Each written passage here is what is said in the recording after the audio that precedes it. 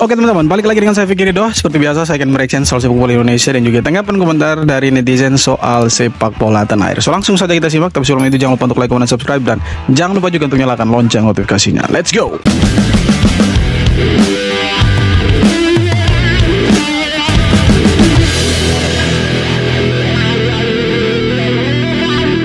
Info wasit pak, info wasit itu kenapa di gol terakhir gak dicek VAR?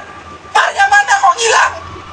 Katanya ada VAR. Dah, ya udahlah, beginilah hasilnya dari ASEAN Fan Football ini ya. Tidak sama, karena mainnya kebanyakan terbang ketimbang kontrol bola. Padahal pertahanan Laos ini juga gampang sebenarnya diekspos sama pemain-pemain Indonesia. Iya, banyak juga bola-bola progresif yang masuk ke tengah gitu.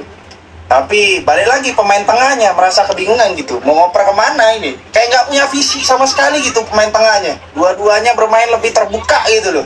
Makanya banyak gol yang tercipta. Aduh, Laos ini Rasa-rasa pemain tengah mau jadi striker juga tadi malam itu.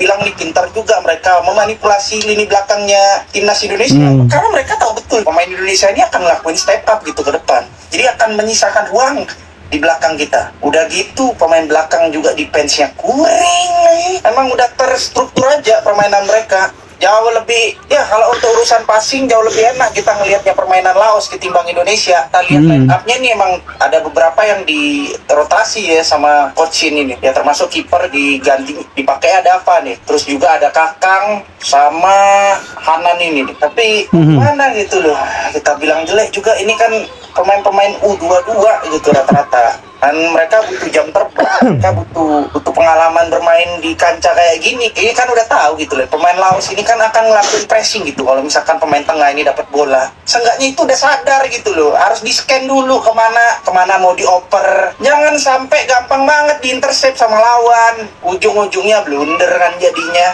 Ke belakang malah kebobolan. Tambah Martino ngapain lagi dapat kartu merah pula. Pau. Nanti dia nggak bisa main lawan Vietnam lagi gitu. Ini aku tahu dia kayak greget gitu loh. Cuman nggak gitu juga, kartu merah nggak bisa lawan Vietnam nanti. Jadi ya kita ya walaupun kita ini masih di peringkat atas gitu sekarang ya, masih tetap king kita. Ini masih ada pertandingan Vietnam lawan Filipina besok ya kapan deh? Nanti tanggal 15 kita lawan Vietnam dan selanjutnya akan lawan Filipina. Nah, lawan Vietnam hari Minggu itu ya laga maha sulit itu. Nah, memang kita tadi malam tuh ya tengahnya putus sampai itu STY bingung juga. Marah-marah STY tadi malam itu. Tambah Marcelino kena kartu merah ya sudah jadi. Kita punya lini belakang ya tambah hancur itu.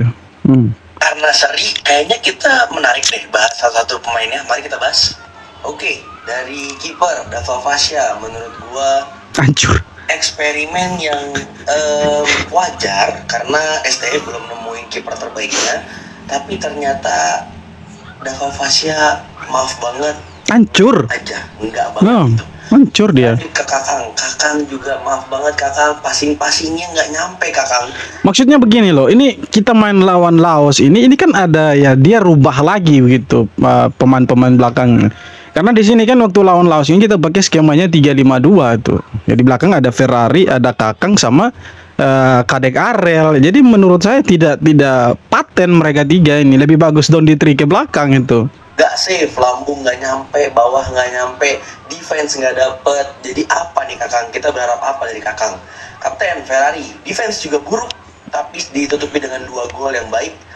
Kadek Arel 1 gol baik, 1 one-on-one yang kalah menurut gue juga nggak perform. Doni aman aja mainnya, nggak terlalu baik, nggak terlalu buruk. Arhan terima kasih, berkat lemparannya 2 kali itu menciptakan peluang gol buat kita. Hanan belum Hanan, beda aja, mentalnya belum jadi. Arkan Fikri menurut gue di pertandingan Rasa grusu Arkan Fikri sumpah. Kan rasa safe itu yang ngebuat lini belakangnya itu ada goyang menurut gua. Marceng ketahuan banget Ceng, mau show off ya kelihatan banget, pengen mengulang menahan Solo sebelumnya kelihatan banget Ceng. Nggak begini caranya Ceng, tapi harus tetap dengan elegan gitu. Strike ya segitu aja. Ternyata Koci bener, kalau strike itu levelnya tuh masih di bawah. Memang ternyata kelihatan banget dia pengen ngebuktiin sesuatu gitu ke kita. Hoki Caraka juga nggak terlalu kelihatan di pertandingan ini. Pemain gantinya ada siapa ya tadi? Asnawi juga main nggak terlalu bagus. Robi Darwis apalagi, dan Rene Faris juga nggak terlalu bagus. Pokoknya pemain semua lah, semua 11 orang ini pasti termasuk pemain pengganti hancur tadi malam itu. Pokoknya hancur-hancuran Indonesia main seperti Tarkam lah tadi malam itu. Timnas Indonesia ditahan imbang sama bumbu dapur. Tapi sebenarnya bukan Laosnya sih yang boleh-boleh. Tapi kitanya yang blee-blee. Mau nyalahin kipernya, tapi backnya juga kagak bagus. Mau nyalahin backnya, tengahnya juga kagak bagus. Mau nyalahin tengahnya, penyerangnya juga sama aja. Ini juga yang ngegolin. Beruntung Laos nyampe di Indonesia lebih banyak foto-foto, live TikTok sama makan-makannya dibanding sama latihannya. Coba di latihan serius, habis kita. Tapi iya betul. Ya, yang main juga bukan tim utama, pemain-pemain muda, nggak bisa kita salahin sepenuhnya juga. Turunin aja ekspektasinya. Kita di Piala AFF kan memang cuma coba-coba cari pengalaman, bukan berharap jadi juara. Ya iseng-iseng berhadiah aja. Lagian mau berharap apa? Sama turnamen Mortal Kombat, sama turnamen Beyond Combat. Yang penting dukung terus timnas Indonesia. Biarin timnas kita yang sekarang yang main di AFF latihan passing dulu aja. Target kita timnas Indonesia yang sesungguhnya kan Piala Dunia. Ya menurut saya begini teman-teman. Ya betul, kita itu targetnya itu bukan juara Piala AFF, bukan ya untuk masuk final dan lain sebagainya. Tapi menurut saya, ini pribadi saya, kalau kita sudah ada di sana, harusnya ya kita harus habis-habisan, harus fight di sana. Jangan kemudian kita bilang itu bukan target, lalu kemudian ya kita ya biasa-biasa saja di sana. Asnawi Paku Alam masih lagi tidak berpuas hati dengan insiden ini, di mana pengadil perlawanan dari Jepun Hiroki Kasahara tidak memberikan. Nah ini teman-teman, harusnya ini kartu, bukan kartu tapi penalti untuk Indonesia ini. Tapi wasitnya tidak cek VAR segala macam. Seperti tidak gunanya VAR di pertandingan kali ini teman-teman. Bukan hanya pertandingan kali ini, tapi di turnamen AFF ini.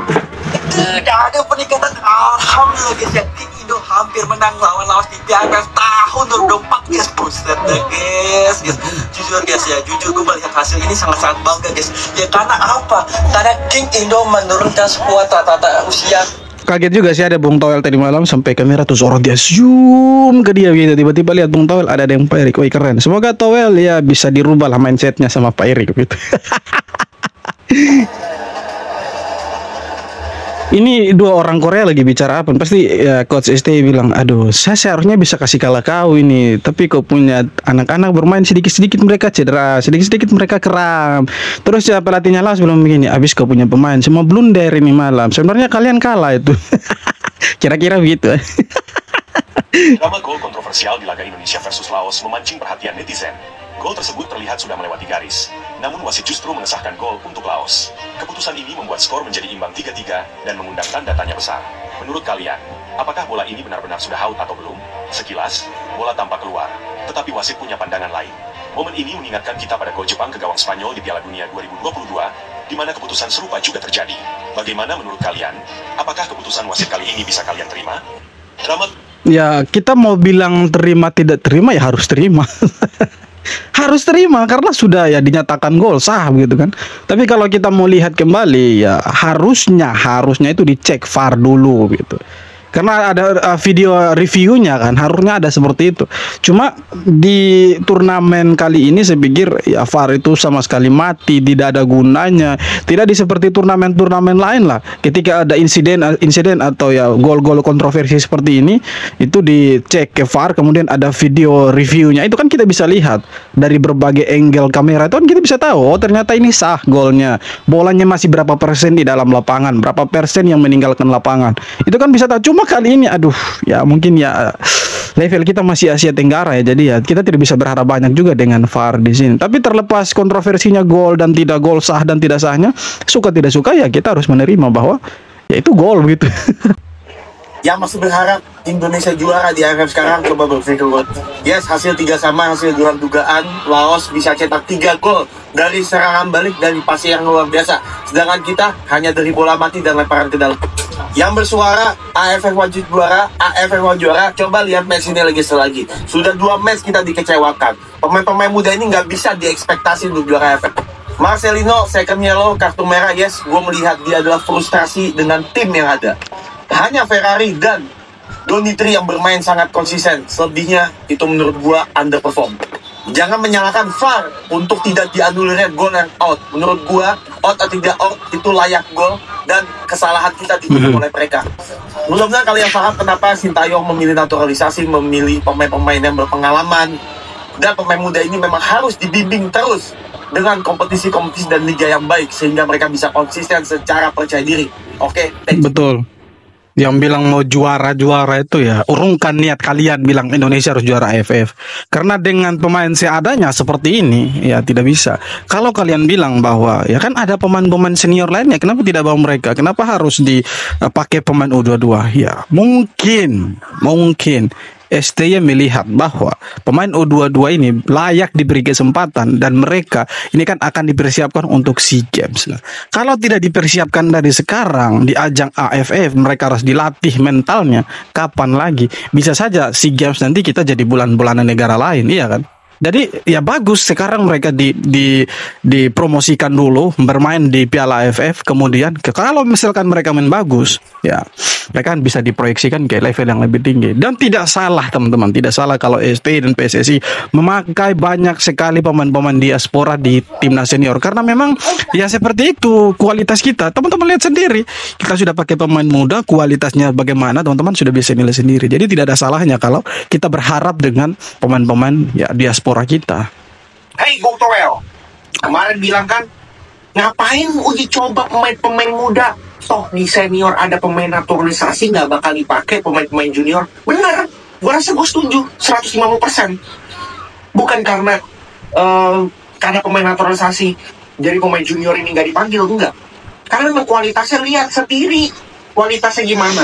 Jangankan bermain dengan visi, jangankan memberikan added value. Teknik dasar pemain sepak bola profesional, dribbling, kontrol, passing aja amburadul. Gimana mau dipakai di senior?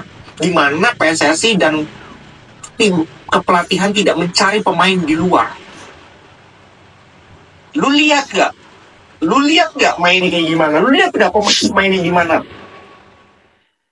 Tarkam. Asli memang betul. Didikan pelatih timnas atau didikan klub? Liga 1. Asli, passingnya masih ya tidak karuan, ngovernya juga aduh, kontrolnya, dribblingnya parah, ya kan? Nah, itu Toel sudah nonton tadi malam, semoga ya kita ya berharap dia keluarkan komentarnya. Kita menunggu komentarnya itu seperti apa, apakah positif lagi atau negatif lagi atau ya positif itu. Kita menunggu itu. Untuk pertama kalinya, timnas Indonesia kebobolan 3 gol dari Laos. Hasil imbang 3-3 ini terasa seperti kekalahan. Ya, betul. Mengecewakan. Momen ini menjadi sejarah baru yang tak kita inginkan. Laos berhasil menjebol gawang kita sebanyak 3 kali dalam satu pertandingan. Namun, apa boleh buat, nasi sudah menjadi bubur. Semoga hasil malam ini bisa menjadi pelajaran berharga bagi timnas Indonesia. Ke depan, perbaikan harus dilakukan. Apalagi akhir pekan ini timnas Indonesia sudah ditunggu tantangan berat menghadapi Vietnam di kandang mereka. Harapan kita semua, semoga di laga selanjutnya timnas Indonesia bisa bangkit dan meraih poin penuh. Ya, betul. Kita harus evaluasi lawan Vietnam, jangan dirubah-rubah pemain lagi. Ya harus konsisten ya, tapi semua tergantung STY. STY yang punya taktik, STY yang memegang timnas ini, dan ya dia yang mengatur segalanya. Saya pikir ya dia mau rubah pemain itu hak-haknya dia. Tapi kembali lagi bahwa kita tidak dihibur secara sepak bola. Tapi tidak masalah, hasil ya 3 sama dengan 10 orang saya pikir ya not bad lah. Walaupun secara permainan kita buruk juga. Tapi ya itulah hasilnya, kita harus bisa menerima teman-teman. Dan ya kita harus tetap dukung timnas apapun hasilnya. Silakan mengkritik, ya bebas kalian mengkritik. Tapi satu hal, jangan sampai menghina atau membuli pemain. Oke teman-teman, sekian video kali ini. Terima kasih banyak yang sudah nonton video sampai akhir. Sekali lagi jangan lupa untuk like, comment, dan subscribe. Dan kita jumpa lagi di video-video berikutnya. Hormat.